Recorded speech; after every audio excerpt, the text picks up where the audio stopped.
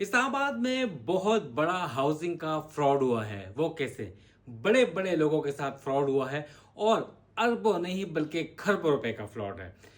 Be N P group نے جو plot خریدا تھا اس کی تفصیلات سے آپ کو آگاہ کرتے ہیں. ہوا کیا وہ نہیں بتائیں گے، جو ماضی میں ہوا کیسے انہوں نے حاصل کیا. 2005 میں 13 ایکڑ کا یہ پلاٹ جو ہے ہوٹل کے لیے مختص کیا گیا تھا اور کہا جاتا تھا کہ یہ گرینڈ حیات ہوٹل یہاں پر بنے گا، بالکل ڈپلومیٹک انکلیو اور راول لیک کے سامنے. بہت خوبصورت ویو، مگر نہیں بن سکا. یہاں پر 23 فلور بننے تھے، بن گئے. 240 اپارٹمنٹ بننے تھے، بن گئے. مگر نہ ہوٹل بن سکا اور نہ ہی اپارٹمنٹ صحیح طریقے سے بن سکے. یہاں پر ریزیڈینشل اپارٹمنٹس تو بن گئے 240، مگر یہ 240 سروس اپارٹمنٹ بننے تھے ہوٹل کی طرز پر، وہ نہیں بن سکے.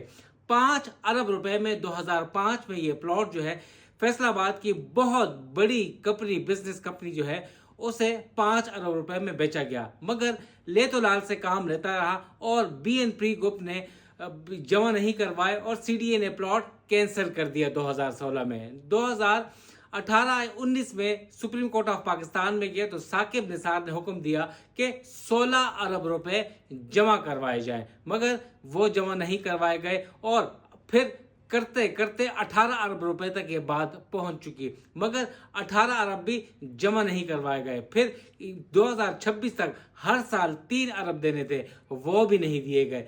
اس کے بعد اب کورٹ نے دوبارہ یہ اپ ہیڈ کر دیا سی ڈی اے کا فیصلہ کہ یہ جو پلاٹ کینسل کیا گیا تھا وہ ٹھیک تھا. اور اس میں بڑے بڑے شرفاء کے نام آ رہے ہیں، ان کے میں نام بتاؤں گا. مگر اس وقت صورتحال یہ ہے کہ جو ٹوئن ٹاورز ہے وہ تو تعمیر ہو چکا ہے، 23 فلور بھی بن چکے ہیں، مگر ان violation of C D A rule. مگر سی ڈی اے سوتا رہا لمبی تان کر. Enforcement, B C S, building control کے علاوہ جو اسٹیٹ مینجمنٹ 2 ہے، یہ آفیسر کیوں سوتے رہے؟ اس وقت انفورسمنٹ نے کارروائی کیوں نہیں کی؟